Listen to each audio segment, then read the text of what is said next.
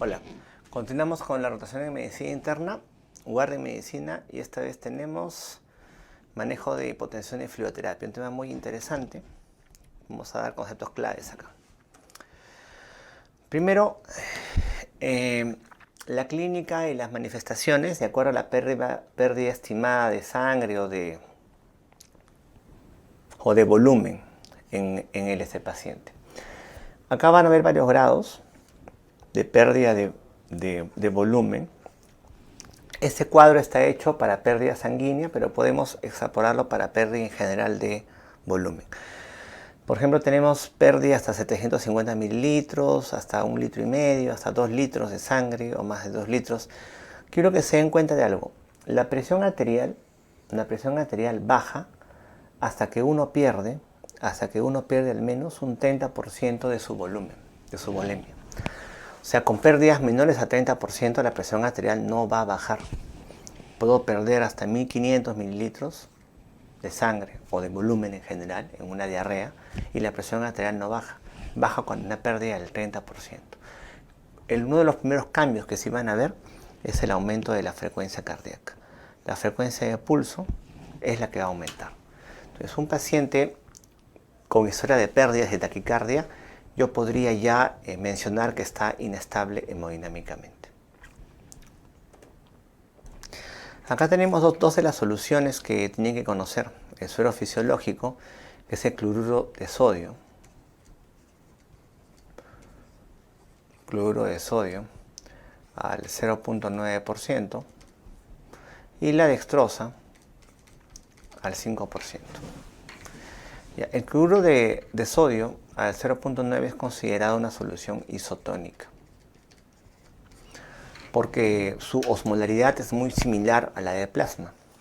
Recordemos que la osmolaridad plasmática es de 275 a 295 miliosmoles por kilo de agua. La cantidad que tiene de electrolitos, el suero fisiológico, cloruro de sodio, es bastante similar, por eso que se llama solución isotónica. La dextrosa, vamos a ver, si bien esto tiene cierta osmolaridad, incluso similar a la del plasma, es considerada una solución hipotónica. ¿Por qué? ¿Ya? Es considerada solución hipotónica. ¿Por qué? Porque la osmolaridad de la dextrosa es dada por la glucosa, y la glucosa es rápidamente usada por la célula como fuente de energía y queda agua pura. Entonces, dextrosa es una solución hipotónica. Cloruro es isotónica. Aquí están soluciones parenterales. Cloruro de sodio de 1000 cc trae 154 mil equivalentes de sodio, 154 de cloro, total 308. Le dije que la osmolaridad normal era de 275 a 295, ¿no? Pues casi igual, isotónica. El Ringer es mucho más parecido, pero el Ringer tiene una ventaja, tiene una mayor proporción, una mayor cantidad y variedad de electrolitos. Y también tiene menos cloro que el cloruro de sodio.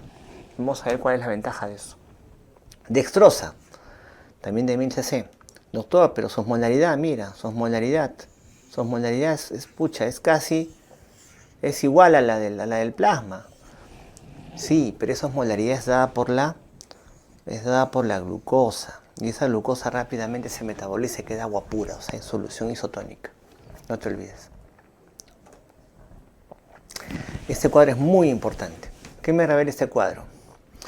¿Qué cantidad de la solución se queda en el intravascular? Acá tenemos la solución salina, 0,9, el cloruro. Tenemos la dextrosa y tenemos los coloides. Las soluciones se pueden dividir en dos, en cristaloides y coloides.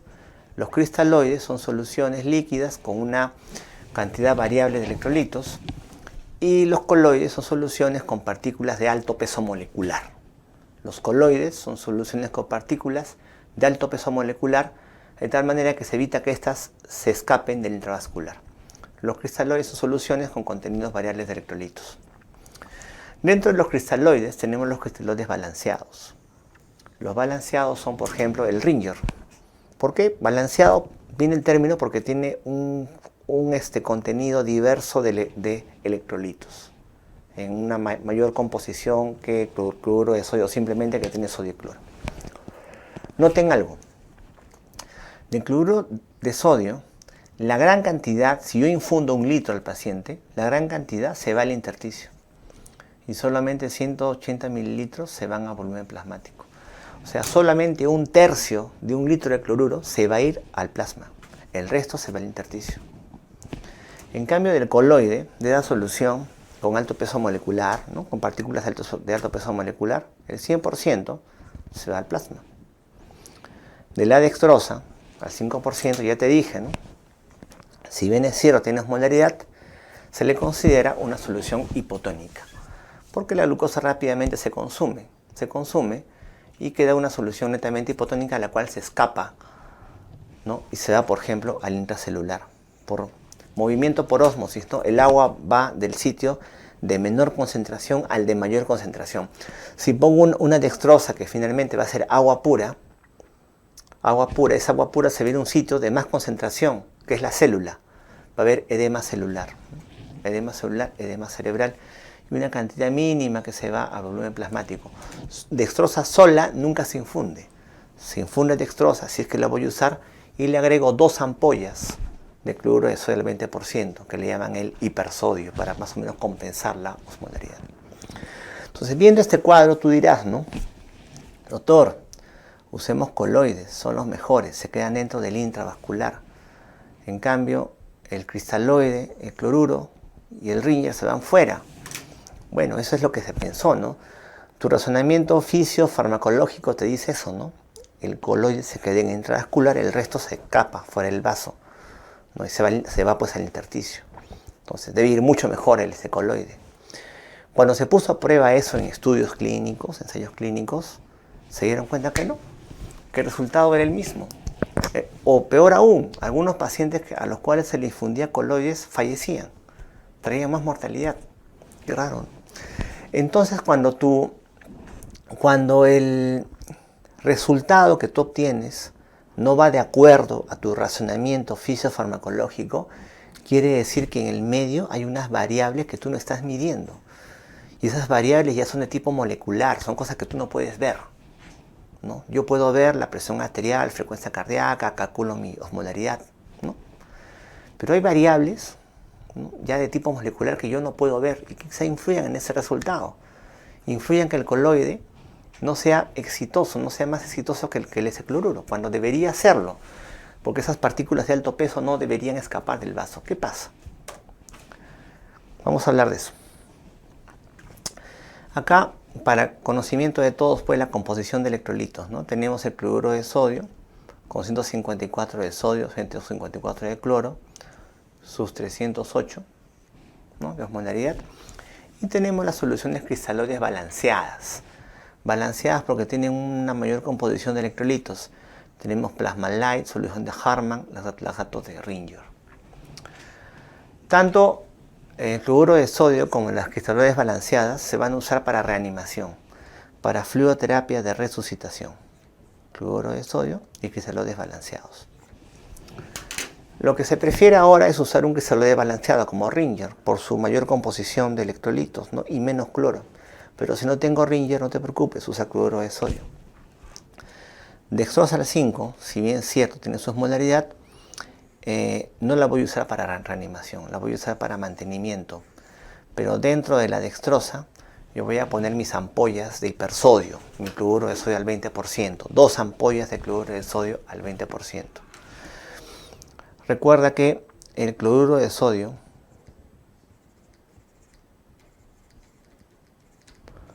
al 20%, que viene de 20 mililitros, que se llama hipersodio como nombre comercial, traen 68 mini-equivalentes de sodio y 68 mini-equivalentes de cloro. Si le pongo 2 ampollas, voy a darle mayor osmolaridad a esa solución de dextrosa y podría darla como mantenimiento, pero nunca como reanimación. ¿Son mejores los coloides? Teóricamente sí. ¿Qué es lo que sucede? Tenemos acá las células endoteliales y en la superficie del endotelio, en el intravascular, hay un glucocálix. Este glucocálix evita que las partículas se escapen del intravascular. En un paciente crítico, en un paciente agudo, en un paciente séptico, con pancreatitis, con politrauma, ese glucocálix se pierde. y las partículas ya no se quedan. Y ese coloide de alto peso molecular que debería quedarse, más bien se escapa del vaso. Y fuera del vaso me genera ósmosis y me jala más bien líquido del intravascular. Es por eso que no funcionan como se esperaba, ¿no? Entonces las guías y la recomendación siempre son cristaloides. ¿Tengo Ringer? Ya. ¿No tengo Ringer? No te preocupes, cloruro de sodio. Los coloides se dividen en gelatinas, dextranos, albúmina y otros. Lo que vamos a encontrar en los hospitales es la poligelina o el AEMACEL. Y bueno, albúmina que tiene también sí ciertas aplicaciones, ¿no? Pero no son mejores que los cristaloides, eso tiene que quedar claro. ¿Cuáles son los coloides? Ya los hemos visto. La ventaja teórica es que se quedan en el intravascular. ¿Cuándo podrían indicarse? En realidad, la indicación son cristaloides. Pero por ahí van a escuchar, ¿no? No, el paciente tiene edemas, ¿no? Si tiene edemas, usa coloides. Por el tema de que no se escapan del vaso. Hemos visto que no es del todo cierto. En realidad, no hay diferencia entre cristaloides y coloides. El único coloide que tiene indicación con evidencia es la albúmina. En ciertos casos de pacientes cirróticos se puede usar, por ejemplo, ¿no? Plasmaféresis también se usa albúmina. Ya saben que no son superiores a los cristaloides. Tu elección va a ser cristaloides. Idealmente Ringer, si no, usas cloruro de sodio. Empezamos a ver. Varón 40 años, acude por 20 cámaras de diarrea, ¿no? Bien deshidratado seguro, fiebre de diaforesis, hipotenso, con ortostatismo taquicárdico. Tengo que hidratarlo, está hipotenso, tengo que darle fluidoterapia de reanimación. ¿Qué le digo a la licenciada? Jefa, póngale un frasco de cloruro de STAT a chorro, en bolo. ¿Qué significa eso? Ya, la fluidoterapia de reanimación con cristaloides consiste en darle 30 mililitros por kilo de solución. Si es un paciente de 70 kilos, 30 por 70 es 2100 mililitros. ¿Cómo voy a pasar eso? Voy a pasarlo en bolos de 500 mililitros cada 15 minutos. Estos 2 litros 100. Estos 2 litros 100 voy a pasarlo en 500 cada 15 minutos y voy a reevaluar al paciente. ¿Qué reevalúo? Presión, frecuencia, diuresis incluso, ¿no?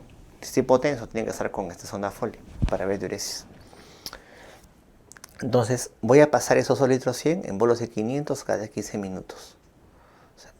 ¿Y cómo paso los bolos, doctor? Bueno, tienes que conseguirte un catéter corto y ancho, grueso, ¿no? Una bránula 16-18. Bránula 20-22 con 2 plaquetas se obstruyó. Pongo mi catéter, pongo mi cloruro, lo abro, a veces no gotea rápido, pongo un tensiómetro alrededor del, este es el frasco de cloruro, pongo un tensiómetro alrededor y lo insuflo y vas a ver cómo pasa así a chorro. Y así paso los 500 mililitros cada 15 minutos, paso 2 litros 100. Si es un shock hipovolémico, debería responder por lo menos inicialmente a esa infusión. Ya, pero ¿qué pasa si paso los 2 litros 100 ya? Paso los 2 litros, o estoy cerca ya y no hay respuesta. Si no hay respuesta tengo que reevaluar. Si bien es cierto, inicialmente me parecía un shock hipovolémico, con esos 2 litros 100 debería mejorar el paciente. Si no mejora el paciente, no mejoran sus parámetros clínicos, tengo que reevaluar. ¿Será solo hipovolémico? ¿Será un shock séptico? ¿Será una falla suprarrenal? Recuerda que el Addison viene con diarrea, vómitos, dolor abdominal. Se puede parecer, ¿no? ¿Será séptico? ¿Será cardiogénico? Reevalúa al paciente, ¿no? O sea, no responde, reevalúo. Pero esta es la fluidoterapia de reanimación, con Ringer o con cloruro de sodio. 30 ml por kilo. Acude a emergencia refiriendo 2 episodios de vómitos negros, ¿no? Hematemesis. Es hipertenso, lumbalgia, hace 6 meses probablemente estuvo recibiendo AINES, seguramente, ¿no? Por eso hizo la HDA. Igualmente, hipotenso. Bueno, el diagnóstico inicial. Vamos acá con el diagnóstico. Tú vas a colocar por orden de importancia. Vas a colocar de diagnóstico hipertensión, lumbalgia, no. lo que puede matar al paciente, que es shock hipovolémico. Hay una evidente pérdida sanguínea, tiene presión baja, shock hipovolémico, primer diagnóstico. Segundo diagnóstico, una HDA probable, ¿no? o una hemorragia digestiva alta, ¿no? activa. Y la primera terapéutica que tú vas a aplicar va a ser tu fluidoterapia de reanimación. Obviamente vienen sus resultados. Acá, ¿qué cosa podemos comentar?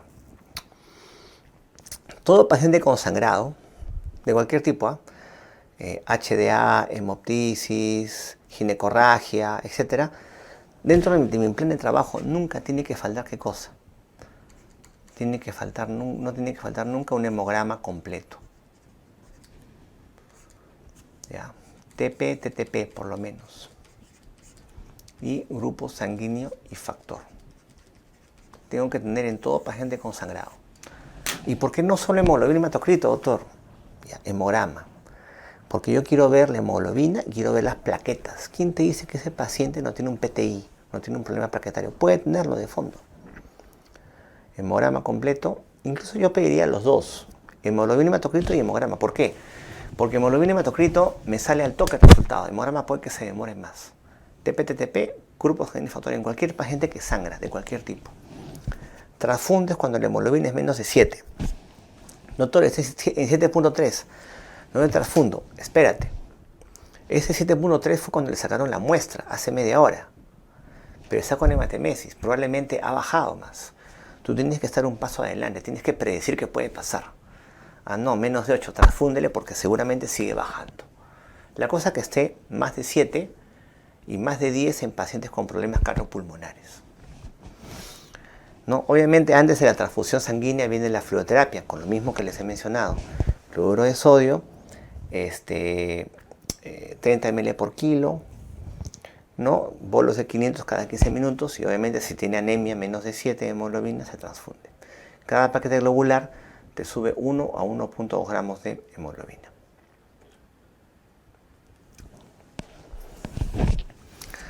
Traía emergencia por fiebre y vómitos. PPL positivo, 70-40 de presión. Diagnóstico. Tiene fiebre y vómitos, PPL positivo. Es una ITU. Pero solo una ITU tiene hipotensión. Que es por los vómitos. Tengo que pensar mal. Tengo un poco infeccioso evidente. Tengo hipotensión. Tengo que pensar en un shock séptico. Diagnóstico, shock séptico probable. Probable. ¿No? Y abajo, sepsis por pielonefritis aguda, le puedo poner. Conducta inicial, igual, va a ser fluidoterapia. Y la fluidoterapia va a ser la misma. Tus 30 ml por kilo, 30 mililitros por kilo, tus bolos de 500 cada 15 minutos, pidiendo respuesta. Y si no responde ese volumen inicial, replanteo mis diagnósticos. Bueno, y en el hemograma, lo que es evidente, pues, ¿no? Leucocitosis, desviación izquierda, falla renal piuria, es una pielonefritis. Entonces, shock séptico probable. Si pongo probable, tengo que confirmar el diagnóstico. ¿Cómo confirmo el diagnóstico acá de shock séptico en esa paciente? Justamente lo confirmo con la fluidoterapia. ¿Cómo es eso? Vamos a ver, ¿qué exámenes solicitaría? Bueno, si es un shock séptico, aparte de lo que ustedes conocen, hemograma, glucosa de creatinina, tengo que sacar hemocultivos, 2 hemocultivos, el urocultivo por supuesto, lactato sérico. ¿Ya? Son exámenes que tengo que tomar en la primera hora de atención. No olvidarse en la primera hora de manejo de shock séptico, sacar cultivos, hemo-uro en este caso si lo amerita, lactato sérico, ¿no? Hemograma y toda su bioquímica básica. Entonces, este concepto de síndrome de respuesta inflamatoria sistémica todavía sigue vigente. Existe ese concepto de SIRS. Solamente que no se usa para lo que es el diagnóstico de sepsis, pero existe. Una pancreatitis me eleva temperatura, me da taquicardia, me da taquipnea y digo que es SIRS.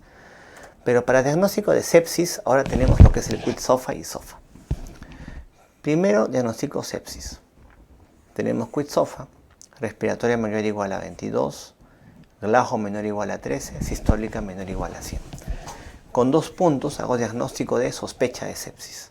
Una vez que hago el diagnóstico de sospecha de sepsis, yo aplico lo que es el SOFA. Con QIDS-SOFA, sospecha. con SOFA, que tiene varias variables, 2 puntos de SOFA, hago diagnóstico recién de sepsis. El SOFA es este. Es un score que se lo muestro, que tiene variables y el puntaje es un poco más complejo. Pero con tan solo 2 puntos yo hago diagnóstico recién de sepsis. Si tengo sepsis y tengo hipotensión, y si a pesar de la fluidoterapia inicial, esos 30 mililitros por kilo, la presión no se eleva, y requiero vasopresores tipo noradrenalina para mantener efectivamente una presión arterial media mayor o igual a 65 y tengo además un lactato sérico mayor de 2, hablo yo de shock séptico. Sepsis con hipotensión que no responde a los fluidos que inicialmente ya saben que tengo que dar, que es mi conducta que yo tengo que tener, tengo lactato elevado, es un shock séptico. Así hago diagnóstico de shock séptico. Shock séptico probable. ¿Cómo lo confirmo? Con fluidoterapia, que no hay respuesta. Y debo iniciar vasopresores, que es otro tema. De elección es iniciar noradrenalina.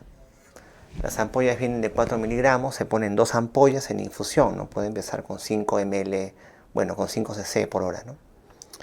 Si no hay respuesta a noradrenalina, ya puedo agregar adrenalina o vasopresina, y los últimos de acá no se usan porque son arritmogénicos. Entonces, lo primero que yo voy a usar es fluidoterapia de reanimación, tal como les he mencionado. Aquí está todo lo que tengo que hacer en la primera hora. Tengo un paciente con sospecha de shock séptico, es todo lo que tengo que hacer en la primera hora. El diagnóstico, o sea, la fluidoterapia y el laboratorio inicial. Hemograma, glucosa, la creatinina, lactato, no se olviden. La fluidoterapia, que también me va a servir para el manejo y para el diagnóstico. Cultivos, 2 hemocultivos, urocultivos si es que lo amerita, y uso de antibióticos en la primera hora de atención según el foco. Si es una ITU, tengo que cubrir gran negativo. Si es un problema cutáneo, gran positivos, ¿no? Y el antibiótico de mayor espectro posible, ¿no? Porque es un tema grave. Y también en la primera hora, así como diagnostiqué, inicio vasopresores, tipo noradrenalina. Es el manejo de shock séptico en el inicio. Entonces, así como yo he indicado mi terapéutica, como hemos visto antes, también tengo yo objetivos terapéuticos. O sea, ¿qué es lo que yo quiero conseguir dándole la fluidoterapia, vasopresores y todo lo demás? Las primeras 6 horas de manejo yo tengo que conseguir, sobre todo los 2 primeros, una presión arterial media mayor o igual a 75 y una diuresis mayor o igual a 0.5 mililitros por kilo hora. Es lo que tengo que lograr en las primeras 6 horas de manejo. O sea, saber mi indicación terapéutica, ya la saben, y saber qué es lo que quiero conseguir. En eso se basa la terapéutica. Saber indicación y saber cómo monitorizo lo que yo indico. ¿Okay? Entonces, fluido de elección, cristaloides. Ringer, no hay Ringer, cloruro. ¿Qué coloide podría utilizar? Albúmina. ¿Ya? Es un tema aparte, pero albúmina tiene ciertas indicaciones. Shock séptico refractario, en algunos casos también de cirrosis hepática. Pero de inicio no.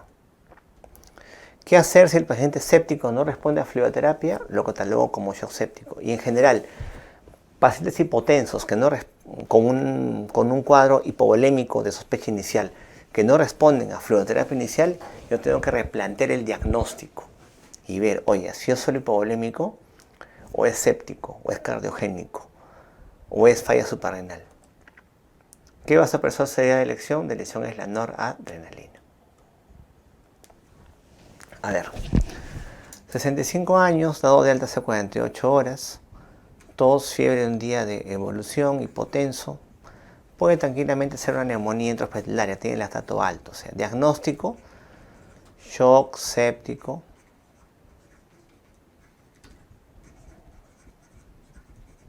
probable, ¿no es cierto? Y debería iniciar fluidoterapia de reanimación. Por una neumonía intrahospitalaria, también probable, porque tengo que sacarme una radiografía de pulmones y lo demás. ¿Qué debería iniciar? Y debería iniciar fluidoterapia. Manejo fluidoterapia de reanimación como le hemos mencionado. El médico le indica infusión solo de dextrosa, sola, 1 litro en 1 hora. El paciente presenta convulsiones y fallece.